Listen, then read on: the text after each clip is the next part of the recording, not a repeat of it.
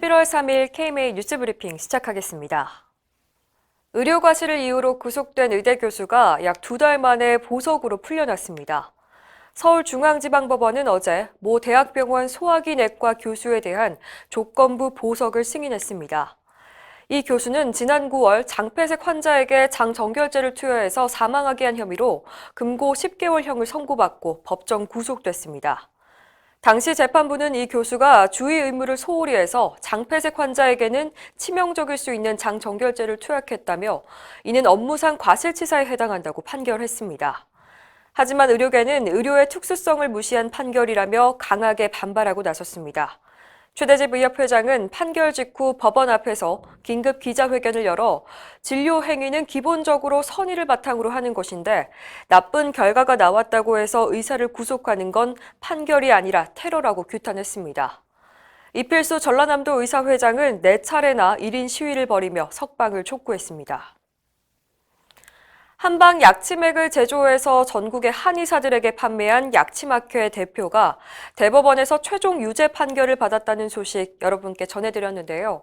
이번 판결을 계기로 약침 제조 시설을 전수조사해야 한다는 목소리가 높습니다.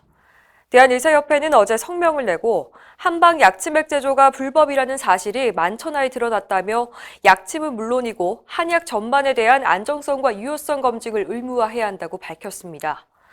특히 한방약침은 인체 내에 주사하는 약물이기 때문에 주사제와 동등한 의약품 허가와 제조 기준이 적용돼야 한다고 지적했습니다.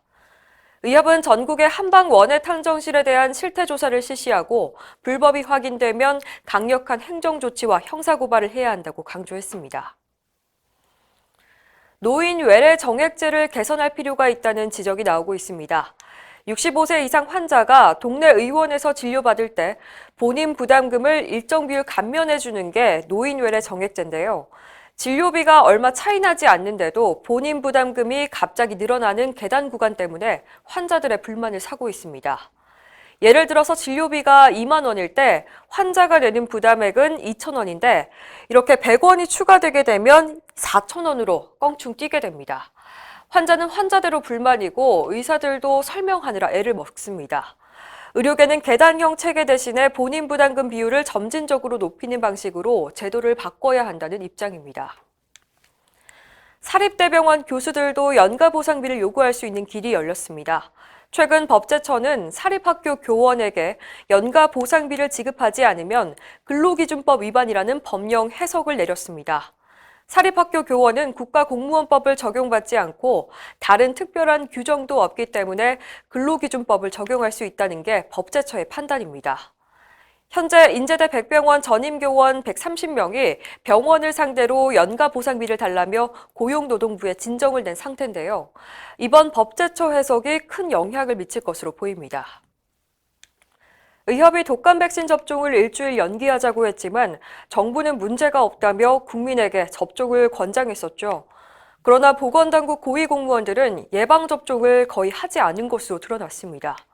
국민의힘 강기훈 의원이 공개한 자료에 따르면 10월 27일 기준으로 장관을 포함한 보건복지부 4급 이상 공무원 141명 중에서 독감 백신 접종을 받은 사람은 27명으로 19.1%에 그쳤습니다. 식약처도 154명 중에서 30명으로 19.5%에 머물렀습니다. 질병관리청 공무원은 53.5%가 접종을 받았는데요. 강 의원에 따르면 조류 인플루엔자 업무를 하는 공무원은 무료로 백신을 맞기 때문입니다. 강 의원은 독감 백신이 안전하다고 국민에게 홍보하려면 보건당국부터 모범을 보이라고 꼬집었습니다. 이상으로 뉴스브리핑을 마칩니다. 자세한 사항은 의협신문을 참고하시길 바랍니다.